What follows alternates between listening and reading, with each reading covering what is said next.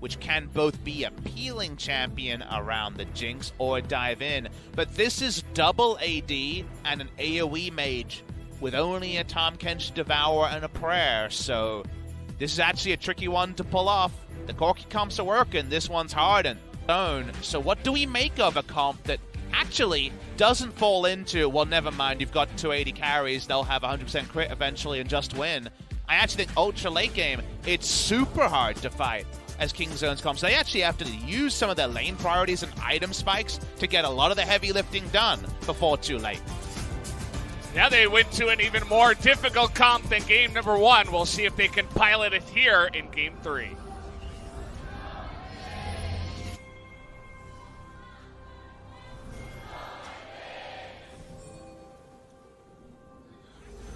Let's skip onto the Rift here.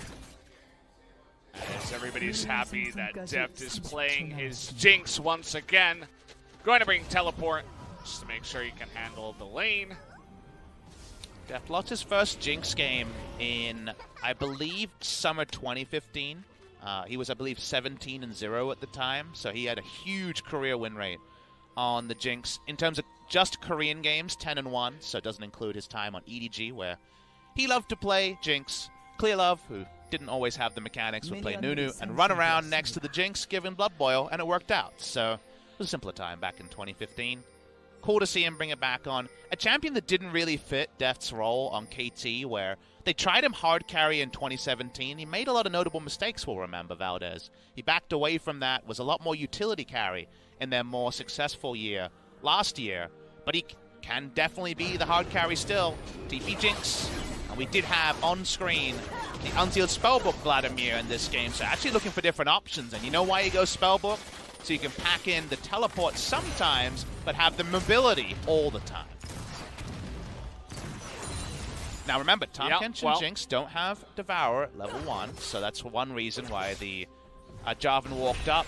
Even if he used Sweeper, the ward being put down was already enough to avert the gank, so it does return to a 2v2.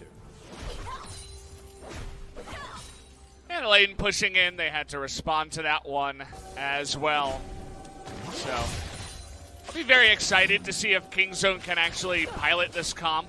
I feel like it can be kind of dangerous up against a team like Hanwha Life, who, you know, they're in 7th, right? They're kind of that perpetual 6th place team, but I do feel like there are times where teams just don't give them enough credit or respect them enough. But you can see that Kingzone not really expecting their die-hard engage and willingness to just go all in at times in the game. The way I look at Hanwha Life is kind of a quirk of language in that they're very much glass half full for the first kind of 12 rounds of the season, and it's glass half empty in the last 6, you know? Like, they can never get over the line. They're always the bridesmaid when it comes to qualifying for playoffs, every time. And I'm sure it gets exhausting for them and their fans, right? Must be so frustrating. We've had multiple seasons where on, like, the last match day they were knocked out into 6th place, so very, very frustrating for them. They've got a huge sponsor. I know Hanwha's not a global name, but is one that has massive weight in Korea, but actually turning it into just even making playoffs, even just making that best-of-3 wildcard match would be so big for them, and does feel like this will be another season where the competition to make top 5 is just too much. Yeah, I mean, it does feel like too much, especially this season. Especially if, you know, maybe SKT turns it around, somehow gets up there.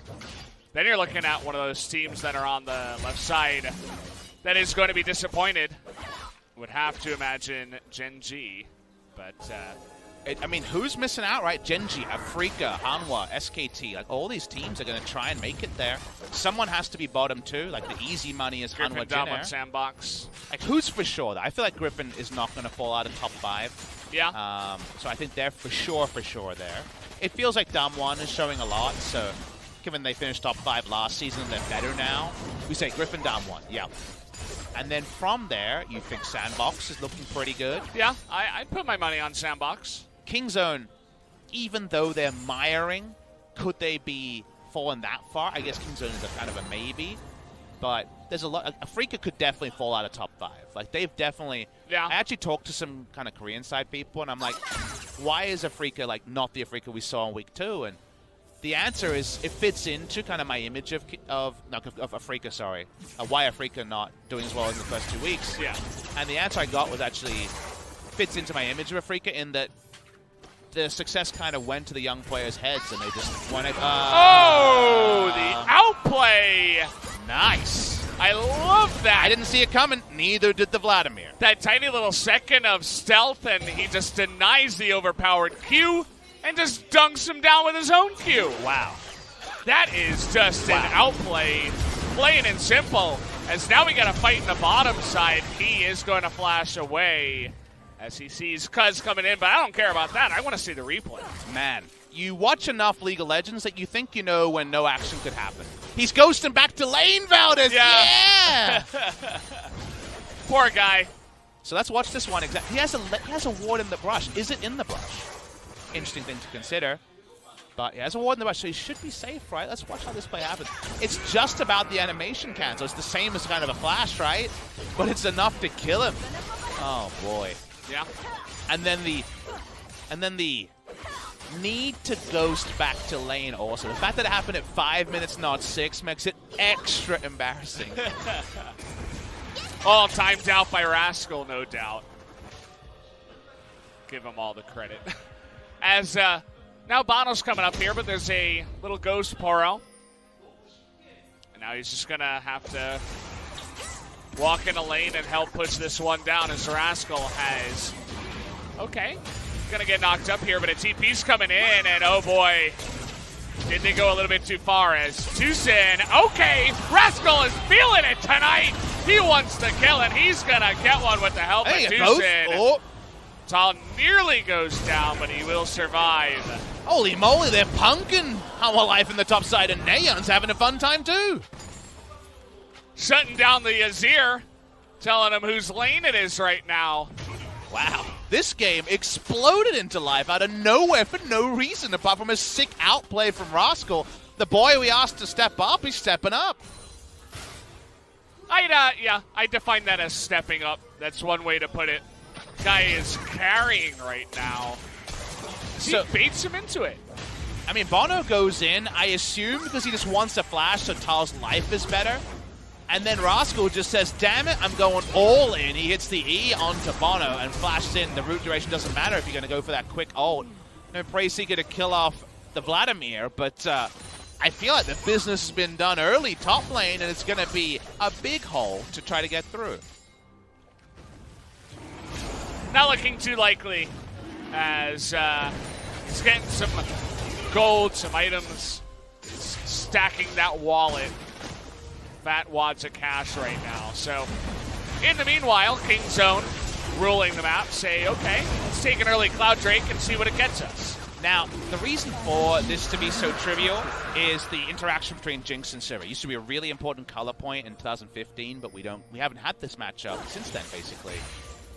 Maybe one game in spring. But now that it's a Sivir meta, we're getting some of the old answers to Sivir. So the thing about Jinx is that the moment you get a few more levels into your rocket launcher, the Q, when Sivir walks up, because she's 500 range, the way she works is auto, cancel, auto, and you're standing in the ranged minions, which you see here to do that. You auto, cancel, auto, throw a Q, hope you have enough AD to instant clear it. At that time, Jinx presses Q, goes into rocket launcher, hits Sivir, and pushes the lane for 20 mana, or whatever it is. So you get a lot there for very little, as Rascal's in trouble. Yeah, well, you're not going to get out of the Cataclysm. Nice cool timing to avoid that pop loss. That's the kill. Down he goes. Pretty easy to be able to convert that one. Nice and easy, and just like we were saying about Jinx, because you're trading so nice and easily, you just end up having wave control, a health bar lead, and getting through lane as Jinx. And any lane where Jinx goes and gets anything resembling a CS lead, her ability to hyper-carry is unparalleled. Yeah, so, as you mentioned, the lane is going to be good for her. The answers that Hanwha did draft are going to come later on in the game in the team fight, which is one way to handle it. But we'll see what happens as Kingzone is trying to handle Hanwha Life here in the bottom lane to start us off, as Tom Kent's going to go for the engage key with the Aftershock. They're going to survive for a bit, but down he goes pretty easily. Nice devour there at the last second. Didn't even need the Rek'Sai. And the Corki, not going to steal the kill, though. You have to give the kill to the Jinx, right? Especially in a game like this, where Jinx needs the gold early because you can't rely on her getting the perfect 6-item fight later. The kill goes over there.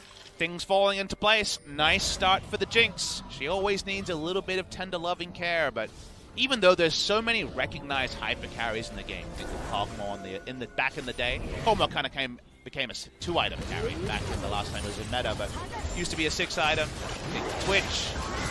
Our dive here. Nice and clean from King Zone, so no need to go over the mechanics of this one, apart from guaranteeing that Nayeon doesn't want to steal the kill. Oh, topside, didn't even see Lava getting caught in transition.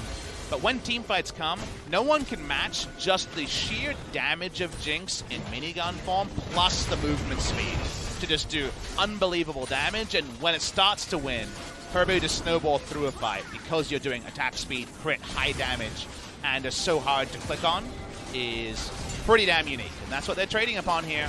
Death starts to hit the Rift Herald. Hanwha Life, are they going to fight for this? Well, you know Hanwha Life, if they have an opportunity, they'll go for it. But with the big packets coming through, they are zoned out for quite a while. But he is going in, and even through the Aftershock takes a huge amount of damage. But Bono looking for it on the backside. One's tall to do the damage, but he's not quite able to, as Bono's going to be the first one to go down. Re-engage will come in, but no, the empowered Q doesn't keep him alive. They will trade a couple of members back and forth. It's now Lava looking for it, but has to flash away to respond to Nayeon's flash there. Oh. Ooh, really nice max range hook there by Key. Is going to shut down Deft in a very flashy fashion. There's the playmaking from Key that we remember from his Thresh days. Getting the kill onto Deft is a nice little bonus. His flash also on cooldown after this. A lot used by Kingzone. In terms of summoners, not so many from Hanwha Life, but apparently we've got more action. Don't think that what about us. You gotta talk. Oh boy, not enough time in this game. As, well, okay. I baited you. I suppose there's time. Thank you, Papa Smith. I baited you. You did the thing where you took the... keeping me on my toes. You took the 5-cost unit with the tier and you missed the entire IE on a Garen at the left of the carousel. Oopsie by you. It seemed really risky by Hanwha Life. The aftershock prop means that Key doesn't die, but the moment you go on to Jinx and she doesn't die at the start, you think things could turn. But if you notice, Jinx doesn't actually get excited. She doesn't get an assist on the kill that happens towards the end, so she's towards the bash. She can't frontline anymore. And Hanwha Life, with flashes up, made some smart calls. You get it in slow motion, maybe? Yeah. Oh. Max range. If you get away with it, that's the one. So I follow AFL and we have the score review where you have to make sure that the points actually stand. If you could pause and ask for a review, like, really? Are we sure about the hitbox there? Yeah. The hitbox review on Ashe would definitely be illegal. Ashe Arrow's generous hitbox. We've seen it before, you know. Companies have slowed it down in slow motion and given us that opportunity. Incriminating results from that. Yeah, absolutely.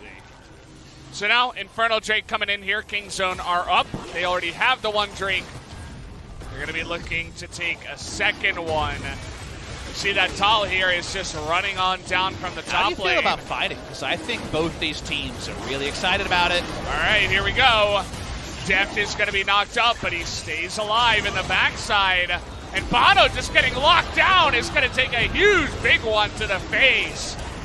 That's that Corki coming in, a double kill now with the Gatling gun even to add insult to injury. Kingzone pick up 2 and will pick up the Infernal. And in these fights, you see Hanwha's problem. They have a lot of engage plans, but no disengage plans. And this time Jinx gets excited. This time Corki's there to lap up 2 kills. It's only a happy Earth this time, but the Manatee's smiling. I guess Warwick's not around. Get the involvements there. Deft only gets assists, but the cool thing about this Jinx is that Jinx was always IE Berserkagrees, and then if you're passive procs, turns out you're in range, that the crits will come eventually. So he just got locked up in the trap, and everybody else just had to disengage there. Not much they can do, a pretty broken fight after Deft just was able to get away from the depth charge.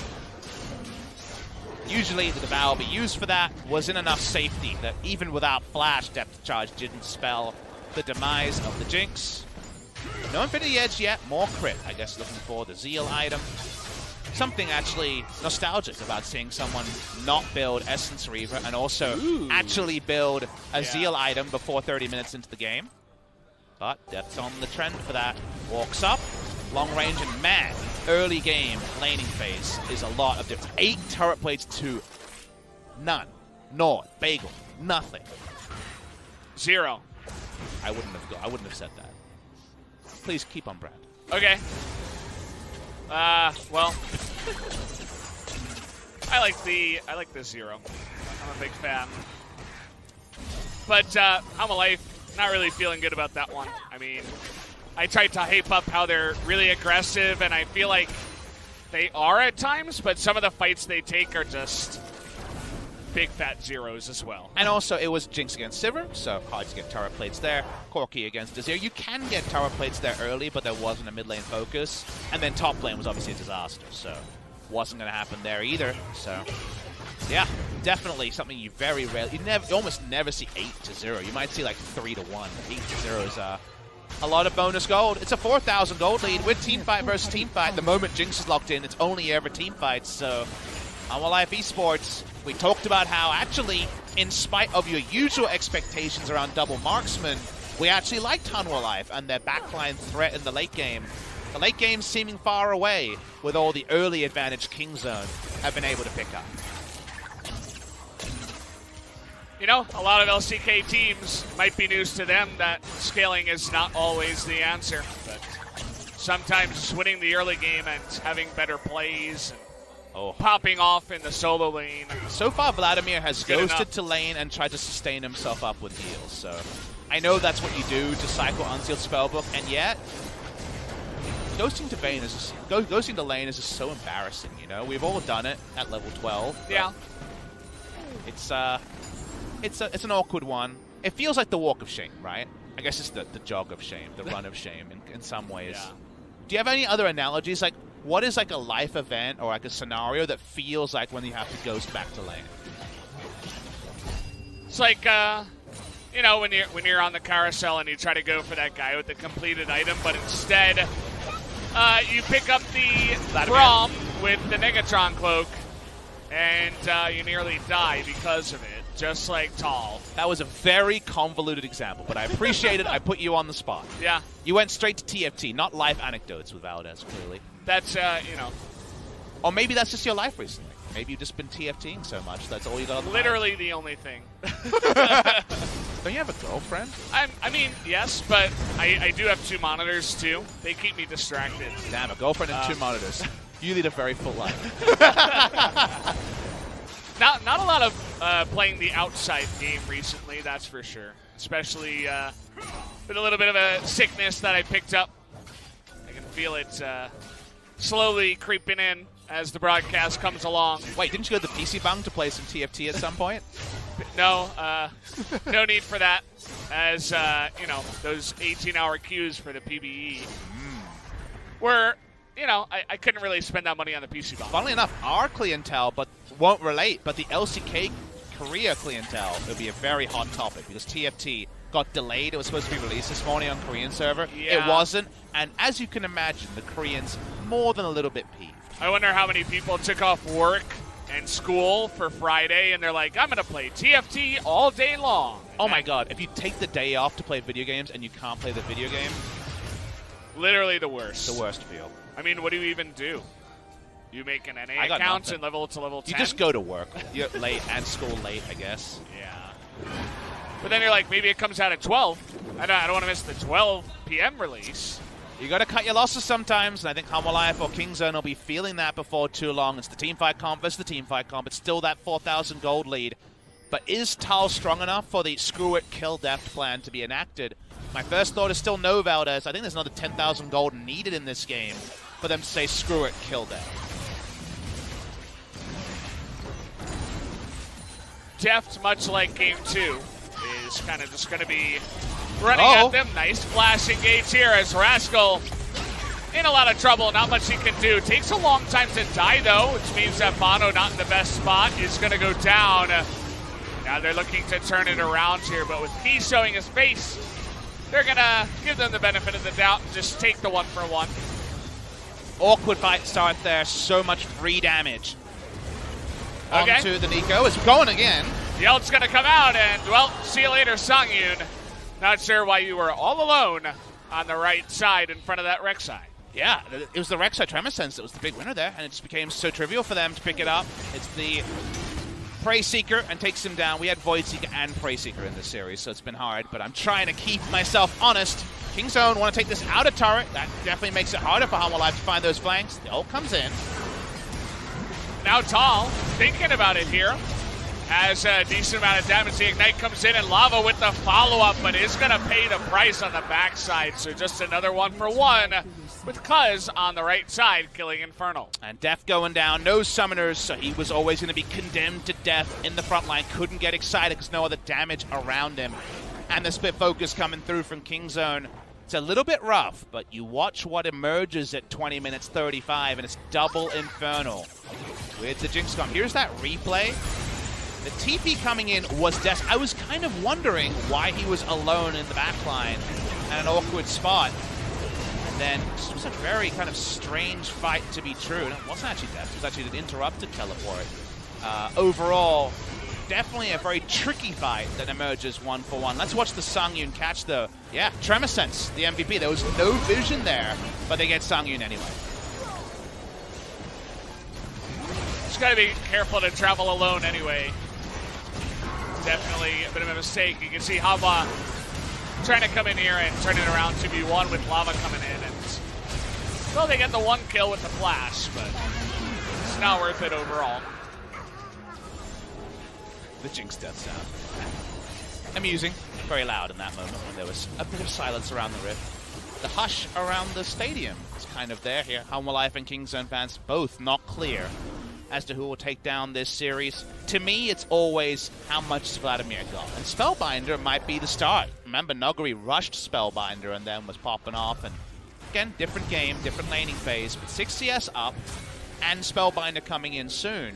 We might be on the precipice of the Hemomancer just deciding team fights because 2-item Jinx has a Devour, a Prayer, and just nothing resembling a frontline.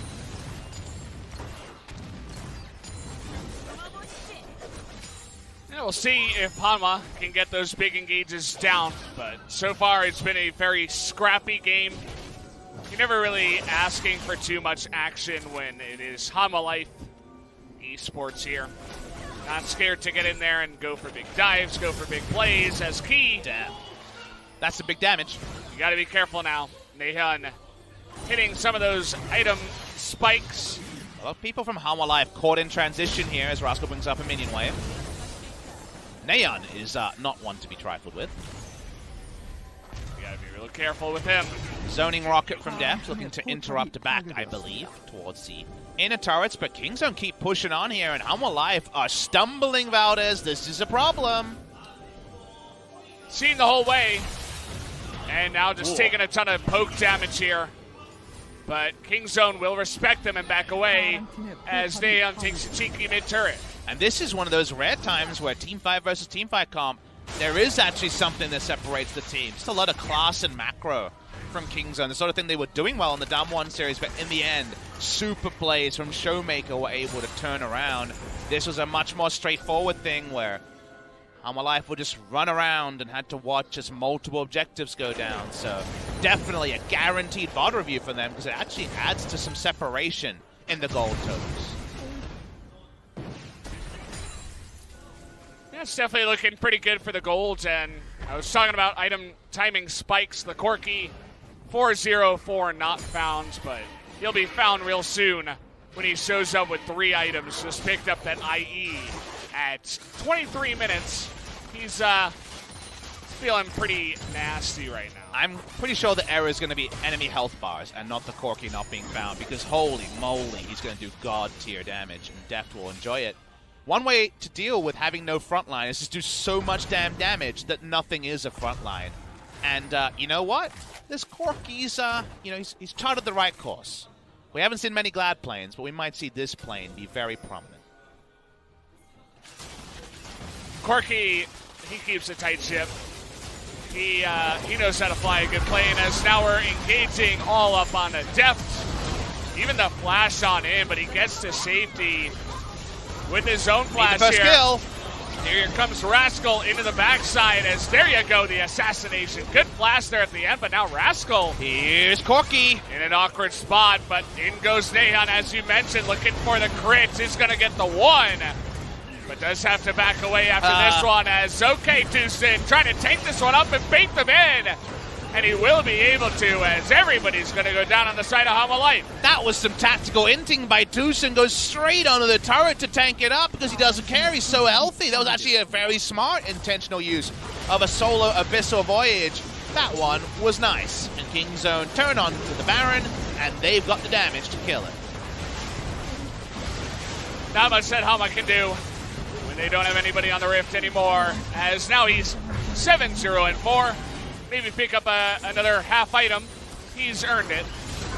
And it turns out the original Aatrox minigame was the Jinx minigame. It's all about that first kill, right? It's all about her getting access to just having the most movement speed, and it takes a while. Rascal can't catch Key with his flash, so doesn't get much out of his ult. Someone goes down. Jinx is still much more honest. She's still slowly walking in, and another shield comes up, and she still did not get excited from the Nautilus, who just kind of was able to claw through, but then diving into the Sun turret here, Tucson uses health bar, the heal also to keep him topped up, takes an unbelievable amount of turret shots. Budget Alistair on this Tahm Kench when it comes to the turret. Kingzone escaped with the Baron. They already had double Inferno, and how about backing it up with double Cloud too? We got the third one coming in too, the Crown Drake, if you will, to top them all off. We're able to spawn that here before the Elder. So Kingzone just stacking up the objectives, and now they're just so far ahead with insane amount of damage in their composition. Even with that full-on hard engage, just because Tahm Kench exists. Will it even work? I mean, Deft doesn't have his flash anymore, but it's not just all about Deft anymore. Doesn't help that every time Neon even like lightly brushes someone's hair, it's like a jump scare for the person who's receiving said physical contact. He is huge and was camping the frontmost brush next to this inner turret. Inner turret goes down, and yeah, it feels like Kingzone have a lot of different ways to play. Notice that Tal doesn't have teleport right now. He's definitely staying on the grouping side. He's aborted his Spellbinder for more damage. He's working on a death cap, but he doesn't have it yet. So with no hat, he does feel less dapper than our usual 27-minute Vladimirs. Kingzone out, pushing up this wave nice and slow on the bottom side here, waiting for Rek'Sai in the mid lane to have a two-lane push. And, you know, with their insane amount of poke, it just feels like, you know, timing will be what it is, but they're just playing with their food at this point in time. As Tal will have to come around for some kind of flank if he wants to help out on that bottom push. Otherwise, most likely this inhibitor will just fall. Very hard, other than a full engage. Here we go. They do get the Devour out of the Tahm Kench, but the exhaust comes in, and Tucson is just going to be that sacrifice as see you later. Where did he even go? A pop like a pinata. A couple of crits come out of Neon and Deft, and they just say goodbye. As now Lava going to do a bit of flexing, as Rascal got a little bit too frisky himself. All right, that was definitely some damage. We're not at the time where Vladimir can make that play, and the timing's there on the threading of the needle of the Tides of Blood W a little bit off. Kaz backs away. We're not going to take this inhibitor just yet, but the base broken for the side of Kingzone. Yeah, definitely could have been a bit cleaner overall with that Baron. They do get a nice chunk of gold and an extra kill on the Corky, but no inhibitors, as you mentioned. Kingzone have been smart about delaying waves, so they knew there would be some wave pressure as this play happens. So Tal comes in late. He's exhausted, so doesn't use ultimate, and then finds Neon Deft, so you think he'll be fine. Watch the turn here. R auto and one auto from Deft. He dies from 50% health, so that is some calculations that Tal was off on. Kingzone able to largely make this stick, but Rascal disregarding some pretty crazy Azir damage. And Phantom Dancer and Hey, stopwatch. Yeah. Turns out that the real legend wasn't the person gift wrapped the first kill in that bot gank. It's Neon 805, legendary Corki. And you know what? Definitely one you're going to remember because he is just jacked. And now he does have that big package on the backside. You know, he's walking with a little bit of swag in his step. He's got something big right beneath him that he's carrying, so I think he's a little bit harder to fly the plane. And he seems like he wants to share. I think he's proud of himself. Remember, he's legendary. He knows he's got the bling bling 1,000 gold if he dies. Let's see what he can do. Oh no, the pack is gone. Oh. I guess he's a grower, but not a shower. It doesn't show for very long. It's a very quick event, for sure. I mean, he's going to cut through the enemy front line pretty quick as well. Nothing with the Corki lasts very long, unfortunately, in some parts of his life. But at least he gives him a good show while it lasts. So that's really what matters. We just want to see the final show. We feel like the big show is going to be coming in front of us, and we're not talking about Big Show chokeslamming someone. Wrestling reference, by the way. We're talking about some explosive damage. I just want to see health bars pop, and the Vladimir whet my appetite, but there's more coming. You got nothing to say, Yeah, do you? I mean, you just you laid it all there on the table, and I was forced to stare at it. There's nothing. I could not avert my eyes, so thank you for that. Yeah, so Kingzone taking a little bit here at 16,000 gold. It's all right. It's okay. It's not 20,000.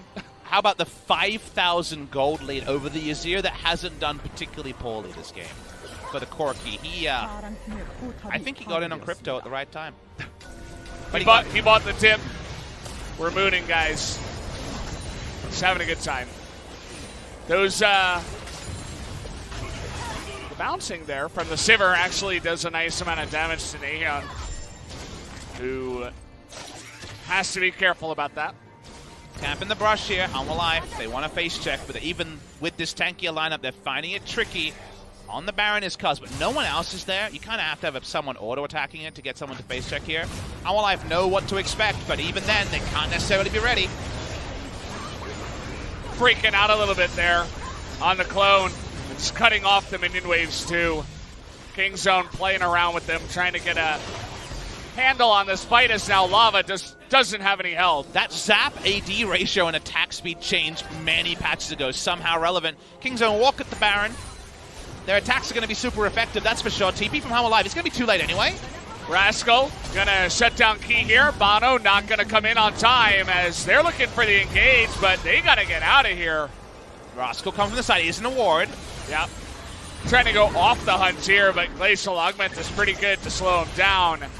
As now the Baron, Kingzone not able to force a fight, but definitely in a great spot. Abyssal Voyage, level 2, nice range here, straight onto the inhibitor. They get something already, concussed up backs, one so far. Only going to be the one backstop, but that's all they need. They've got the Baron buff on the bot side and the minion wave at the perfect time. As Cuz going 1v1 onto Tall up there on the top side. He's winning. Yep. Dodges that empowered Q and should be taking him out eventually. Okay, we'll get the zoom in here. Poor Tall, man. The cameraman. Yeah, well, nice amount of multitasking from him. He's got the APM. We all know about Jonas Strong looking for that flash. Neon just going to laugh at him. Uh-oh! As this is the real flash. Rascal getting into that back line. And he will set up the fight. As Kingzone now in a great spot to nearly end the game, but they're not going to go for it just yet. They got TP, so they can TP onto a minion wave. Don't worry about the recalls here. TP number 1, TP number 2, and Corki says, I could do with a bow on top of my dapper suit. Might as well. Always good to pick up that item. As now we're just flashing for the catfish who's laughing in your face as Hanwha will be going down here in 3 games to Kingzone. Well done to them as they will pick up the victory tonight.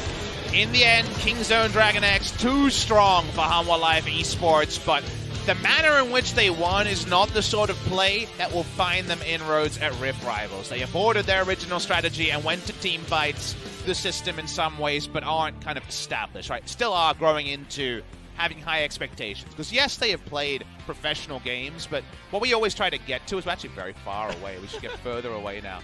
What we have to get to, Valdez, is that players have to develop high expectations. You don't start with them. You start with, okay, like, are they going to be scared by the lights and the crowd? And then you grow to, oh, of course they're good. Don't you know who they are? And Kingzone are, like, growing towards the second part, but they're not there yet. They're getting closer, right? They're approximating, but they're not within touching distance. Hey, get away, get away. They're not within touching distance just yet. There's still work to be done, and that's fine. It's fine for them, but because of the scenario they're in, because Pawn's not there to be his unique swagger self, which they might need from time to time, they've got to do it with more trust falls. They're getting there, but suddenly you can see in series like this, there's still work to be done. Absolutely. But, yeah, I mean, Def played the Jinx, so you can check that box off at least in this one. We want to be optimistic. So, Hanwha, you know, they went for a very similar team fight composition. One to get to the back line, one with a lot of engage. Try to shut down the carries with the lack of front line that Kingzone had. But it was just not enough. They got outplayed multiple times, especially here, which is really where it started to tip heavily in favor of Kingzone. And it just became a bit tentative for Kingzone to close fast because of that no frontline, Valdez. Because even with all their damage, finding a way to channel it all out, quirky, passive jokes aside, was tricky. You kind of needed to make a bold move, or for Songyun to make a mistake, or someone to make a mistake. So that's why it did drag on, even though at very late into the game, we had a Rek'Sai soloing a Vlad. So, you know, if that's going to happen, you're probably not going to win. Yeah. No hope, basically, at that point. So, Deft here. I feel like the Tom Kents that they picked up very early after the Rek'Sai in the first round was key to keeping him alive. But either way, we'll have to wait and see what they do come out with the next time around. Just some more highlights here. Maybe we'll have the sad Tall highlight where he goes down to the Rek'Sai, but it's not fair. They were so far behind. Well, we have a happy Neon, so the world is at least a better place. So DragonX win 2 games like this today with a very likely winner or favorite versus kind of one of the teams towards the bottom. We will have Jinair in our second series against Sandbox, one of those fellow top teams. Will it be Sandbox putting them to the sword, or will it be Sandbox kind of lowering their level because they're playing against one of those perennial strugglers at the bottom? We'll only know that after a shorter break. We still have a bit of business to get to. We get to look at some numbers. The numbers show a slide downwards. That's the Kingzone side, so you'll take it. And Quirky, nearly 1,000 damage a minute. So he had a day out here in this game. Nahyun obviously going to be picking up this MVP. No real doubt about it. Yes, very well deserved. Quirky pick. Definitely finding a lot of success here in Korea. It was at 75% before that game. Now it picks up another win. And what did Kingzone do in game number 2 to stop this? First pick Desir, second ban Quirky on blue side. Looked pretty damn good, right? And that was the same with things like Lissandra at times in spring season. Gotta ban that Quirky. I don't think we can give the benefit of the doubt anymore when we see blue side Azir, red side Quirky. Like, we've seen it too many times. The Quirky's doing really, really well, feeling really, really strong, so feels like we have to kind of be more like, oh, that's a mistake, rather than amazing Quirky.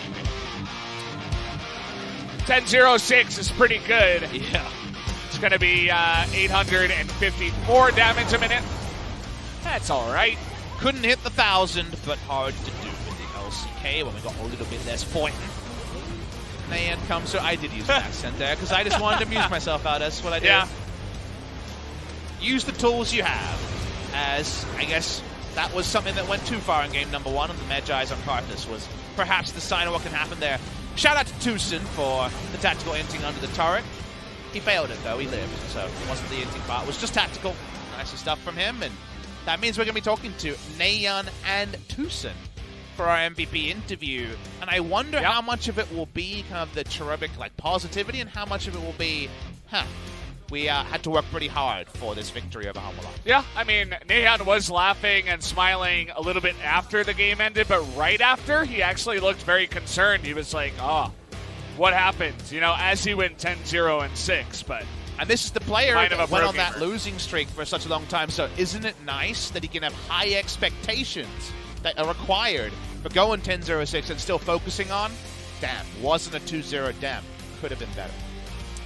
He was that one guy that was in deep thoughts and really thinking about what he could have done better. But looks like we're ready to jump into the interview. I'll hand it over to Ji-sun, the birthday girl. 킹존입니다. 오늘 경기 MVP 투신 선수, 내연 선수 모실게요. 안녕하세요. And we'll be hearing from Tusin Nayeon from Kingdom DragonX, picking up victory up against Hanwha Life Esports. 킹존을 든든하게 Tusin, once again, you were the supporter of Kingdom, supporting every player. How was today's game? Well, game number 1 didn't really go as we planned, but game number 2 and 3, we did make some mistakes, but it was a good game. 그리고 내연 선수는 지난번에 MVP를 받았었는데 we did pick up an MVP, but you know, didn't end up winning the whole game. So this is your first interview for the summer split. First, I did get the interview, but I wasn't able to make it to the interview stage, so I was a little bit sad. So I'm gonna perform even better to come back to the interview stage. Back in upcoming series. 내연 선수가 요즘에 활약을 정말 잘해주고 Nayeon, your 있어서 performance, your contribution to your team is really amazing. Do you feel any pressure on stage? Well, I have to say there is some pressure because I am not perfect substitute for pawn, so I think I have to do even better. 자, 투신 선수 1세트 패배 후에 So after losing game number 1, Kingdom kind of come back with even stronger performance, and your draft and strategy seem to change a little bit. I think overall the game didn't really go as we planned, so we just trying to fix some of the mistakes and some bad drafts we planned. And your target came back. Was that your own idea? There were 3 possible champions for support, and Tarek was one of them. And we were able to kind of make a good play with him.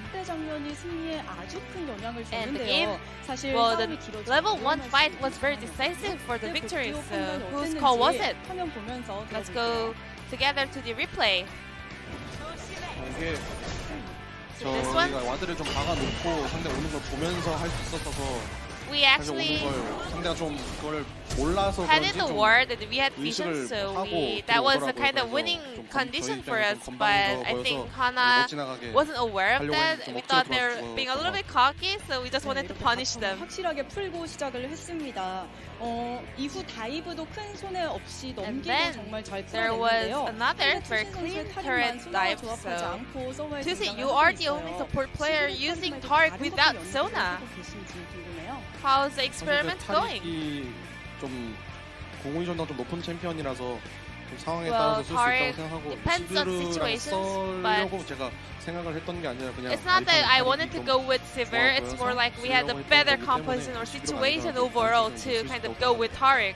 네, 두신 선수의 타릭 픽이 정말 좋았습니다. 자, 그리고 내연 선수의 아지르의 활약도 정말 대단했는데 요즘 아지르가 performance was awesome as well. 픽이잖아요. And Azir is one of the mainstream champion in the mid lane. So what are your thoughts on Azir currently? 네, 제 생각에는 한 Well, I think 사거리 긴 거나 껄끄러운 거 돼 있으면 when some of the champions, A-tier champions are banned down, you know, with wide range and stuff, I think Azir is one of the top tier champions. And what are your thoughts on Azir versus Corki matchup? 아지르가 초반 라인전은 Well, 이길 수 있는데 in the early 사거리 laning 차이가 phase, 나서 포킹 well, 데미지나 Azir 그런 can 거를 win, 더 but in the late game, 그래서 you 유연할 know, 수 있다 생각하기 때문에 with the power-up competition and 아직은 also 지금 Corki 그렇게 할 수 kind of outrange him, so Corki is better. 생각이 제대로 먹혔습니다. 자, 3세트에서는 상대가 정말 완벽하게 Game number 3. 보겠다 이런 Hana 강한 의지를 seems 가지고 to like go with a perfect teamfight competition. So what did Kingston think about it? 사거리 잘 안 주면서 Well, we did our best to kind of stay out of their range. So we tried to be a little bit careful, and I think we did quite well. 플레이는 정말 공격적이고 화끈했습니다. 이렇게 3세트까지 킹존이 가져가면서 오늘 So Kingston picking up another victory in game number 3. You guys were able to kind of come back from the latest defeat. So what kind of feedback did you guys have after that game? 저희가 계속 실수가 많았던 것 We had 같아서 too much mistakes in game, 고치려고 so 했는데 we tried to 잘 get 안 rid of them, 고쳐지고 but 있긴 하지만 이제 it's 고쳐지는 not 중이라서 working as good as we are trying, but we're still in the process. So maybe in our upcoming series we'll be able to pick up a 2-0 victory. 생각을 합니다. 자, 그리고 네온 선수 다음 And Naeun, 상대가 The next 현재 opponent 1위 will be 그리핀이고요. the 또 first place 미라도 team, 기다리고 Griffin. 있어요. 네. And 생각이 Rift 많아질 Rivals 것 is 같은데 also 가서 around the 들어볼게요. corner. 일단은 잘 해야죠. 네, 더 I 노력해서 gotta 더 do 좋은 well. 모습 보여줄 수 I have 있도록 to do 하겠습니다. my best to 네, show better 여러분, performance. 킹존 선수들 정말 힘낼 수 있도록 큰 박수 보내주시기 바랍니다. 오늘 승리 축하드리고요. Congratulations on the win, and thank you very much for this interview. 수신 선수 네온 This 선수 will be the end of the 함께했습니다. interview with Tuesday Naeun from Kingdom, and I'm gonna pass it back to our casters. Thank you. Thank you, Ji-sun, as always, for the wonderful translation. As 3-game series there, but now it might be up to Jin-Air to force us to 6, as Sandbox up against Jin-Air will be next. Everybody expecting the 2-0, but we're all kind of waiting for that one moment for Jin-Air to step out of their comfort zone and finally take a series win. We'll see if tonight is the night. I'm actually a bit worried on whether you can stand up to 6 games tonight. Sounding a bit hoarse there, Val. You're going to need that 30-minute break to get some of that hot lemon tea, add some honey to it, get a good feed on. I brought my honey. If Jin-Air show up today, it might be the pop of play-by-play in game number 6. That could be some fun. I can do some horse analysis eventually. We're almost getting there. I'm hearing it. I think the stream can hear it too. I've been sick since like Monday, so feels bad. You're fully sick about this, but you're also actually sick.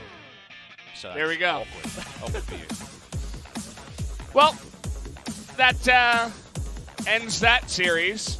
I'll take the business from here. Kingzone DragonX, like we mentioned, in touching distance, but feels like they've got stuff to work on if they want to be in the conversation with Griffin and Sandbox at the top.